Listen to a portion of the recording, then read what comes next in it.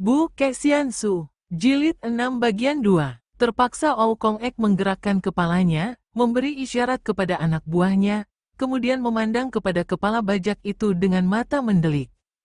Koan Sek lalu berjalan bersama Sin Leong dan dua anak buah pulau neraka, menuju ke tepi laut. Setelah sebuah perahu dipersiapkan, kepala bajak itu mengeluarkan sebuah benda dari dalam sakunya. Benda itu ternyata adalah seekor kuda laut, sebesar ibu jari tangan yang sudah kering. Nona itu terkena racun yang terkandung dalam duri ikan, yang tidak dapat diobati, kecuali dengan ini. Tumbuklah hingga menjadi bubuk dan masak, lalu minumkan airnya, tentu dia akan sembuh. Sin Leong mengerutkan alisnya. Sudah banyak pengetahuannya tentang pengobatan, akan tetapi, tentu saja belum pernah dia mengenal rahasia racun yang keluar dari dalam lautan. Dia menyerahkan bangkai kuda laut kering itu kepada dua orang penghuni pulau neraka sambil berkata, "Berikan ini kepada Ou Tochu. Suruh menumbuk halus dan masak dengan air, kemudian minumkan kepada Nona. Bagaimana hasilnya, supaya cepat melapor ke sini. Aku menunggu di sini." Dua orang itu menerima kuda laut mati dan berlari memasuki pulau, sedangkan Sin Leong lalu duduk di tepi pantai dengan sikap tenang. "Kau tidak mau membiarkan aku pergi?" Koan Sek bertanya, penuh khawatir. "Jangan tergesa-gesa," jawab Sin Leong. "Aku harus yakin dulu bahwa obatmu benar-benar manjur, baru aku akan membolehkan engkau pergi." "Bukankah itu adil namanya?" Koan Sek menghela napas, dan menjatuhkan diri duduk di dalam perahu. Dia maklum bahwa kalau melawan, dia tidak akan menang. Dia pasti akan sembuh. Dalam keadaan seperti ini, mana aku berani main-main? Sin Leong diam saja. Kepala bajak itu menggunakan mata tunggalnya untuk memandangi pemuda itu penuh selidik, kemudian bertanya, "Orang muda, benarkah engkau dari Pulau Es?" Sin Leong mengangguk. "Dan siapa namamu?" "Kua Sin Leong." "Mengapa engkau bertanya-tanya? Tadinya aku mengira bahwa Pulau Es hanyalah sebuah dongeng." Memang sekarang hanya tinggal dongeng." Sin Leong berkata sambil merenung jauh, membayangkan keadaan Pulau Es yang telah terbasmi oleh badai, dan kini tinggal menjadi sebuah pulau kosong yang menyedihkan. Nguk-kek, Sin Leong menoleh dan tersenyum. Enci beruang, kau menyusulku?" Beruang itu menghampiri, dan memperlihatkan taringnya ketika dia melihat Koan Sek di atas perahu di depan pemuda itu. "Binatang yang hebat," Koan Sek berkata, dan bulu tengkuknya berdiri. Pemuda ini seperti bukan manusia biasa, bahkan mempunyai binatang peliharaan seperti itu. "Kau bilang tadi, tinggal dongeng. Apa maksudmu?" "Tidak apa-apa, lupakanlah," kata Sin Leong sambil mengelus beruang yang sudah bertiarap di depannya. "Orang muda si Kua, Tai Hiap, kenapa kau mau membebaskan aku?" Sin Leong mengangkat mukanya memandang. Kepala bajak itu menjadi lebih heran lagi, melihat betapa pandang mata pemuda itu sama sekali tidak membayangkan kebencian atau permusuhan dengannya. "Mengapa tidak? Engkau pun membebaskan Soan Chu." Sin Leong menengok, dan tampaklah dua orang tadi datang berlari-lari. "Kua Tai Hiap, Nona sudah sembuh." Sin Leong mengangguk kepada Koan Sek. "Pergilah, cepat, lebih cepat lebih baik, dan harap kau jangan sekali-kali mendekati pulau ini." Koan Sek menjawab, "Terima kasih. Satu kali pun sudah cukuplah," dia mengkirik. "Pulau iblis seperti ini, siapa yang ingin melihatnya lagi?" Dia lalu menggerakkan dayungnya, dan perahu meluncur cepat meninggalkan pulau neraka. Ketika Sin Leong bersama beruangnya tiba kembali ke tengah pulau, benar saja bahwa Soan Chu telah sembuh sama sekali dari pengaruh racun. Hanya luka di pahanya yang tinggal, dan luka itu sudah diobati oleh kongkongnya. Para penghuni pulau neraka sedang sibuk menyingkirkan mayat-mayat yang bergelimpangan mengerikan itu, dan Sin Leong lalu diajak masuk ke podoknya oleh Ou Kong Ek dan Soan Chu. "Tai Hiap, lagi-lagi engkau yang datang menolong kami," kata Ou Kong Ek. "Kalau engkau tidak segera datang, entah bagaimana dengan aku. Mungkin sudah mati, Sin Leong," kata Soan Chu dengan mata bersinar-sinar, penuh kagum dan terima kasih. Mengapa Tochu dan kau masih bersikap sungkan terhadap aku? Bukankah kita ini sahabat? Kedatanganku bukan hanya kebetulan saja." Aku datang dengan maksud yang sama seperti setahun yang lalu, yaitu mencari Sumoy. Apakah dia tidak datang ke sini? Soan Chu dan kakeknya memandang kaget, dan juga heran, dan di dalam pandang mata Kong Ek terkandung rasa hati tidak senang. Sin Leong maklum akan ketidaksenangan hati kakek itu, maka dia menarik napas panjang. Harap saja Tochu tidak menyangka yang bukan-bukan terhadap Sumoy.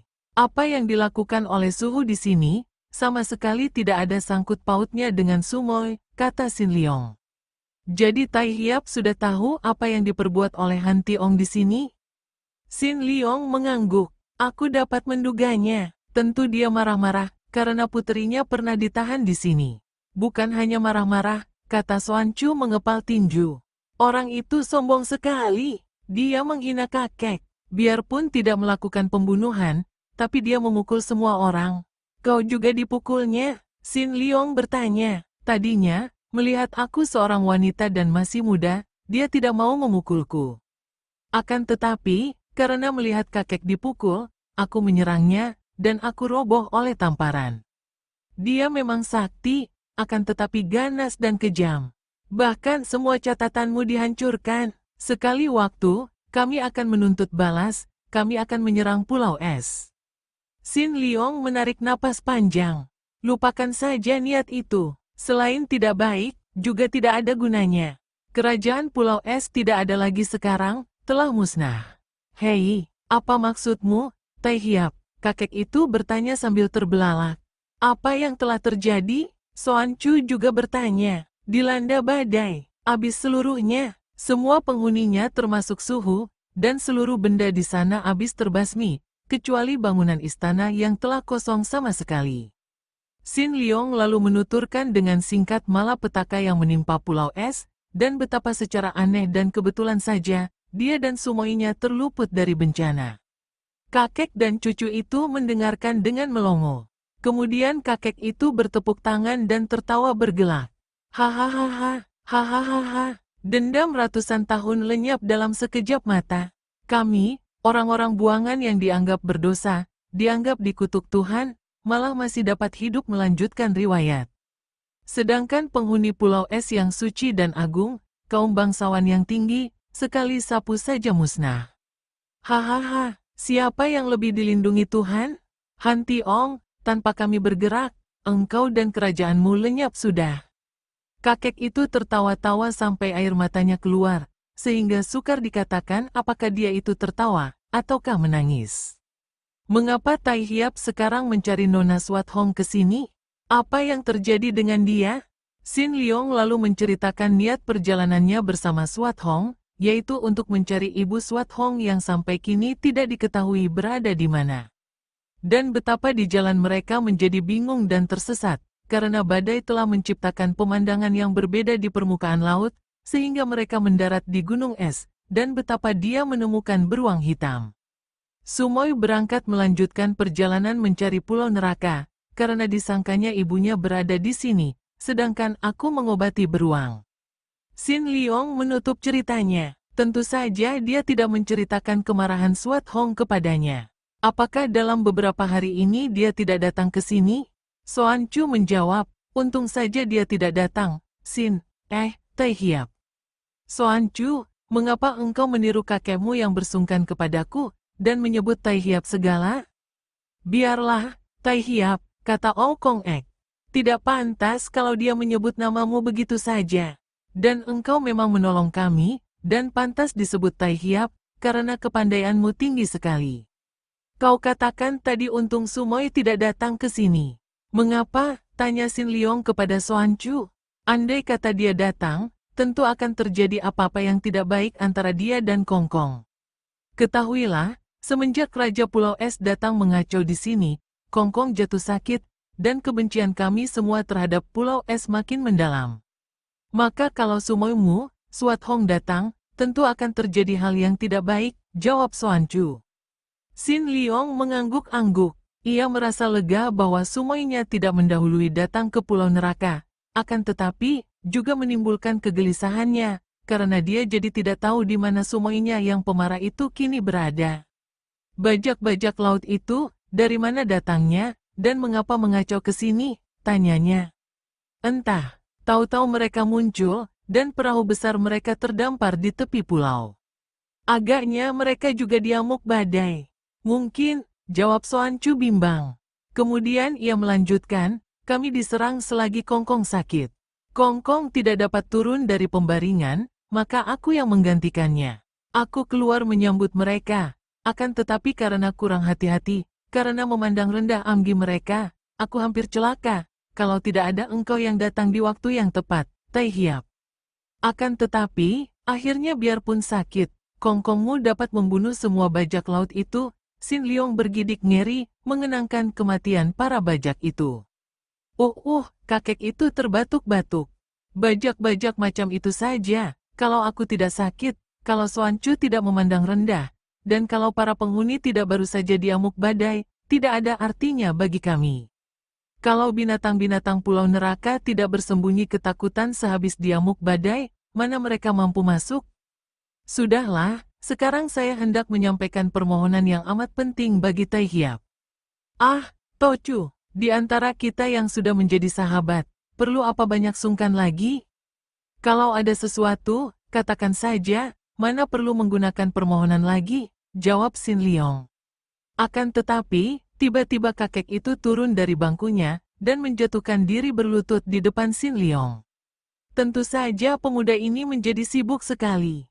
Cepat ia membangunkan kakek itu dan berkata, To Chu, harap jangan begini. Aku yang muda mana berani menerimanya? Ada keperluan apakah? Katakan saja, aku tentu akan membantumu sedapat mungkin. Sin Leong berkata dengan hati tidak enak, menduga akan menghadapi hal yang sulit. Setelah duduk kembali, dan mengatur napasnya yang terengah-engah, karena kesehatannya belum pulih kembali, dan tubuhnya terasa amat lelah, kakek itu berkata, Kuat Tai Hiap, aku sudah tua, dan tidak mempunyai keturunan lain, kecuali Soan Chu. Tai Hiap sudah melihat sendiri keadaan di Pulau Neraka, yang merupakan tempat tidak baik untuk seorang dara seperti Soan Chu.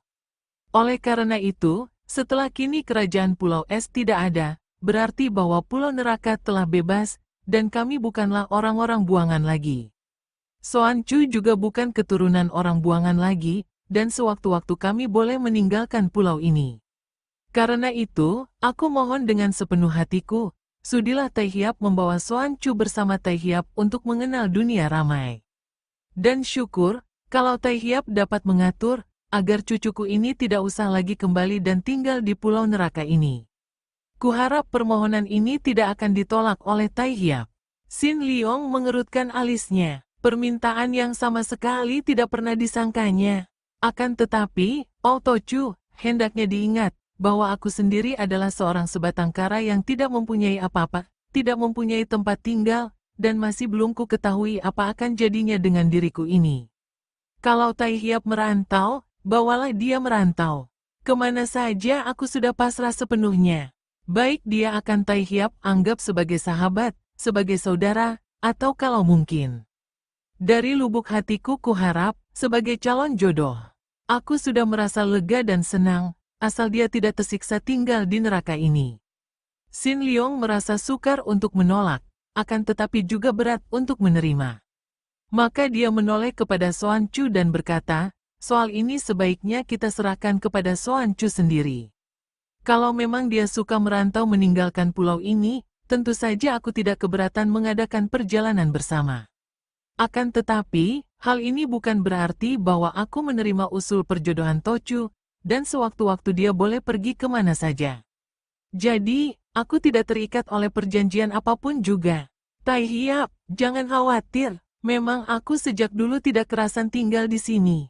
Hanya karena kedudukanku sebagai seorang keluarga buangan saja, yang mencegah aku meninggalkan Pulau Neraka. Sekarang aku telah bebas, dan betapapun juga, aku akan pergi dari sini. Hanya kalau bersama Tai Hiap, tentu hati Kongkong akan merasa lebih aman.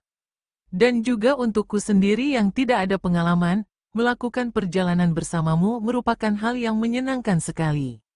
Aku hendak pergi mencari ayahku, Tai Hiap. Dan aku hendak mencari Swat Hong dan ibunya. Kalau begitu, mari kita mencari berdua. Siapa tahu, dalam mencari sumoimu itu, aku dapat bertemu dengan ayahku. Setelah mendapat banyak pesan, dan melihat kongkongnya membawa pula bekal berupa pakaian dan sekantung emas simpanan kongkongnya, berangkatlah Xuan Chu bersama Xin Liong meninggalkan pulau neraka dengan sebuah perahu. Selama hidupnya yang 15 tahun itu, belum pernah Xuan Chu meninggalkan pulau.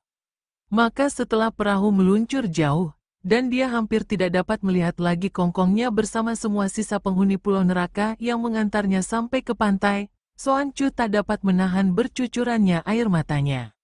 Xuan Chu, mengapa kau menangis? Kalau kau tidak tega meninggalkan kakekmu, masih belum terlambat untuk kembali, kata Xin Liong yang sebetulnya merasa tidak enak sekali memikul kewajiban ini. Biarpun dia tidak terikat sesuatu, namun sedikit banyak dia dibebani keselamatan darah ini. Kalau darah ini wataknya seaneh Swat Hong, dia tentu akan menjadi lebih pusing lagi. Ah, tidak, Tai Hiap. Aku hanya merasa hatiku perih, meninggalkan tempat yang sejak lahir menjadi tempat tinggalku itu. Orang sedunia boleh menyebutnya pulau neraka, akan tetapi setelah aku berangkat meninggalkan pulau itu, terasa olehku bahwa di situ adalah surga. Xin Liong tersenyum dan mendayung perahunya lebih cepat lagi. Pernyataan yang keluar dari mulut darah ini merupakan pelajaran yang amat penting baginya. Membuka matanya melihat kenyataan bahwa sorga maupun neraka itu berada dalam hati manusia itu sendiri. Betapapun indahnya suatu tempat, kalau tidak berkenan di hati, akan merupakan neraka. Sebaliknya, betapapun buruknya suatu tempat, kalau berkenan di hati, akan menjadi sorga. Jadi, baik buruk, senang susah, puas kecewa, semua ini bukan ditentukan oleh keadaan di luar, melainkan ditentukan oleh keadaan hati dan pikiran sendiri. Keadaan di luar merupakan kenyataan yang wajar, dan hanya pikiranlah yang menentukan dengan menilai, membandingkan. Maka lahirlah puas, kecewa, senang, susah, baik, buruk, dan lain-lain hal yang saling bertentangan itu. Bahagialah orang yang dapat menghadapi segala sesuatu dengan mata terbuka, memandang segala sesuatu seperti apa adanya, tanpa penilaian, tanpa perbandingan. Orang bahagia tidak mengenal susah senang, karena bahagia bukan susah, bukan pula senang. Bukan puas, bukan pula kecewa, melainkan suatu keadaan di atas itu semua, sama sekali tidak terganggu oleh pertentangan-pertentangan itu. Perahu yang ditumpangi Xin Liong dan Xuan Chu meluncur terus. Ujung depannya yang meruncing membelah air yang tenang, seperti sebuah pisau membelah agar-agar biru. Xuan Chu sudah melupakan kesedihan hatinya. Kini darah itu memandang ke depan dengan wajah berseri, dan mata bersinar-sinar, penuh harapan akan masa depan yang berlainan sama sekali dengan keadaan di pulau neraka. Banyak sudah dia mendengar dongeng kakeknya, yang juga hanya mendengar dari nenek moyangnya, tentang keadaan di dunia ramai. Dan sekarang dia sedang menuju kepada kenyataan yang akan dilihatnya dengan mata sendiri. Pusat perkumpulan Pat Jiu Kai Pang atau perkumpulan pengemis tangan 8, berada di lereng pegunungan Heng San. Dari luar, tempat itu memang pantas disebut pusat perkumpulan pengemis, karena hanya merupakan tempat di dataran tinggi yang dikelilingi pagar bambu yang tingginya hampir 2 kali tinggi orang. Pagar yang butut dan bambu-bambu itu mengingatkan orang akan tongkat bambu yang biasa dibawa oleh para pengemis. Akan tetapi, kalau orang sempat menjenguk di dalamnya, dia akan terheran-heran menyaksikan sebuah rumah gedung yang pantas juga disebut sebuah istana kecil yang berdiri megah dan mewah sekali. Inilah tempat tinggal Pat Jiu Kai Ong, si raja pengemis yang menjadi ketua Pat Jiu Kai Pang di lereng Heng San. Pat Jiu Kai Ong sudah berusia kurang lebih 70 tahun, akan tetapi dia masih kelihatan tangkas, dan belum begitu tua. Sungguh pun pakaiannya selalu butut, sebutut tongkatnya, sama sekali tidak sesuai dengan keadaan gedungnya. Hanya kalau hari sudah menjadi gelap saja, maka berubahlah raja pengemis ini. Pakaiannya diganti dengan pakaian tidur yang layaknya dipakai seorang pangeran, dan mulailah kehidupan yang berlawanan dengan keadaan hidupnya di waktu siang, berbeda jauh seperti bumi dan langit. Di waktu siang, dia lebih patut disebut seorang pengemis kelaparan, yang berkeliaran di sekitar rumah gedung itu. Akan tetapi, di waktu malam, dengan pakaian indah dan tubuh bersih, dia bersenang-senang, makan minum dengan hidangan serba lezat dan mahal, dilayani oleh 5 orang selirnya yang muda-muda, cantik, dan genit. Pat Jiu Kai Ong tinggal di dalam istananya yang mewah, akan tetapi dikelilingi pagar bambu yang tinggi, sehingga tidak tampak dari luar. Ia tinggal bersama 5 orang selirnya, 5 orang pelayan, dan selosin anak buahnya, yang merupakan pengawal-pengawalnya. Selosin orang ini tentu saja merupakan tokoh-tokoh dalam Pat Jiu Kai Pang, karena mereka adalah pembantu yang boleh diandalkan, atau juga murid-murid tingkat 1 dari Raja Pengemis itu. Para pengawal itu melakukan penjagaan siang malam secara bergilir, dan mereka tinggal di dalam rumah samping di kanan kiri istana ketua mereka. Adapun Pat Jiu Kai Pang mempunyai anggota yang banyak, dan yang tersebar luas di kota-kota. Dengan mengandalkan nama besar perkumpulan itu, terutama sekali nama besar Kai Ong, para anggota itu dapat mengumpulkan sumbangan-sumbangan yang besar, dan sebagian dari hasil sumbangan ini, mereka setorkan kepada Pat Jiu Kai Ong. Inilah yang membuat Raja Pengemis ini menjadi kaya raya, dan dapat hidup mewah sekali. Selosin orang pembantunya, selain pengawal dan penjaga istananya, juga bertugas untuk turun tangan, mewakili ketua mereka, apabila ada cabang yang kurang dalam memberi setoran. Pat Jiu Kai Ong sendiri yang sudah hidup makmur, jarang meninggalkan istananya di Hengsan. Hanya urusan besar saja yang dapat menariknya pergi, meninggalkan tempat yang amat menyenangkan hatinya itu. Kurang lebih 10 tahun yang lalu, dia ikut pula memperebutkan Sintong si anak ajaib. Pada waktu itu, dia ingin cepat-cepat menyempurnakan ilmu yang sedang diciptakan dan dilatihnya, yaitu ilmu Hiat Chiang Hoatsut atau ilmu sihir tangan darah. Jika pada waktu itu dia berhasil merebut Sintong, tentu dalam waktu 1 tahun saja ilmunya akan sempurna. Akan tetapi, karena seperti diceritakan di bagian depan, dia gagal, dan Sintong dibawa pergi oleh Pangeran Hantiong dari Pulau Es, maka dia harus mengorbankan puluhan orang bocah, untuk dimakan otaknya, dan disedot darah dan sungsungnya. Kini dia telah mahir dengan ilmu hitam yang mengerikan itu, akan tetapi sayangnya, setiap tahun dia harus mengisi tenaga itu dengan pengorbanan seorang bocah.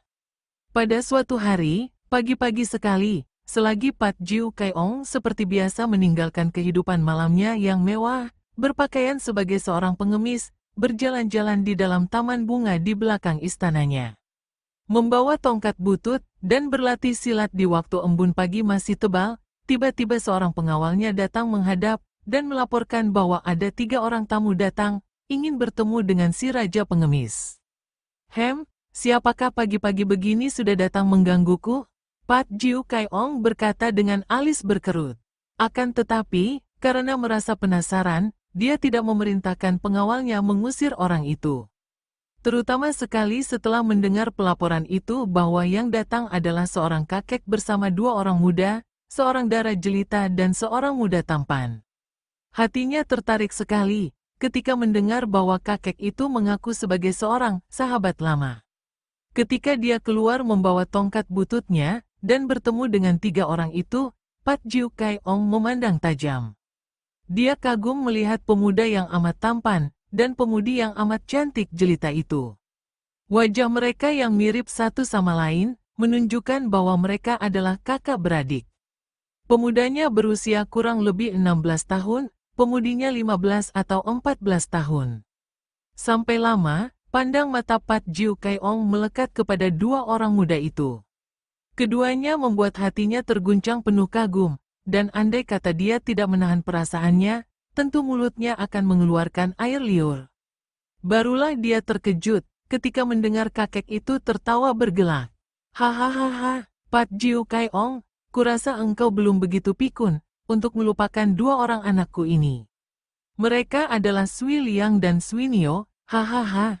Akan tetapi, Pat Jiu Kai Ong mengerutkan alisnya, sama sekali tidak mengenal kedua nama ini. Dia memandang dengan mata terheran kepada laki-laki yang berdiri di depannya, seorang laki-laki berusia kurang lebih 50 tahun, berpakaian sederhana berwarna kuning. Kepalanya yang beruban itu terlindung kain pembungkus rambut yang berwarna kuning pula. Kakek itu tertawa lagi. Wah, Pat Jiu Kai Ong, benar-benar engkau telah lupa kepada kami. Lupa kepada sahabatmu di Lusan ini? Ah, Pat Jiu Kai-ong tertawa, mukanya berseri, dan dia cepat membungkuk untuk memberi hormat. Kiranya sahabat Bu yang datang? Maaf, mataku sudah lamur saking tuanya, sehingga tidak mengenal sahabat baik yang kurang lebih 10 tahun tak pernah kujumpai. Jadi, ini kedua anakmu itu? Dahulu mereka baru berusia 5-6 tahun, kecil dan lucu, serta berani. Kalau tidak salah, bahkan anak perempuanmu ini, yang dahulu menantang Pibu kepadaku. Hahaha, Dara berusia 15 tahun yang cantik jelita itu menunduk, dan kedua pipinya berubah merah. Harap Pangcu sudi memaafkan saya. Ini tentu orang tua Lusan ini yang mengajarnya. Menyebutku Pangcu segala. Hahaha, Pangcu, bukankah engkau memang ketua dari Pat Jiu Kai Pang? Mengapa tidak mau disebut Pangcu oleh puteriku? Kakek itu berkata. Wah, jangan berkelakar, anak-anak yang baik, sebut saja aku paman. Marilah masuk, kita bicara di dalam. Pat Jiu Kai-ong lalu bertepuk tangan, dan para pengawalnya muncul. Lekas beritahukan para pelayan, agar mempersiapkan hidangan makan pagi yang baik untuk tamuku yang terhormat, Lusan Lojin atau orang tua dari Lusan, dan 2 orang putera-puterinya. Para pengawal itu mundur, dan Pat Jiu Kai-ong menggandeng tangan kakek itu. Sambil tertawa-tawa, mereka memasuki istana, dan duduk di ruangan dalam, menghadapi meja dan duduk di kursi-kursi yang berukir indah. Sambil memandang ke kanan kiri, mengagumi keindahan ruangan itu, Lusan Lojin berkata memuji, sungguh hebat. Lama sudah aku mendengar bahwa Pat Jiu Kai-ong tinggal di sebuah istana yang megah. Kiranya keadaan di sini melampau segalanya yang telah kudengar. Hebat sekali. Sejak tadi Pat Jiu Kai-ong merayapi tubuh pemuda dan pemudi itu dengan pandangan matanya. Dia kagum bukan main, melihat Dara cantik jelita, dan pemuda yang tampan dan gagah itu.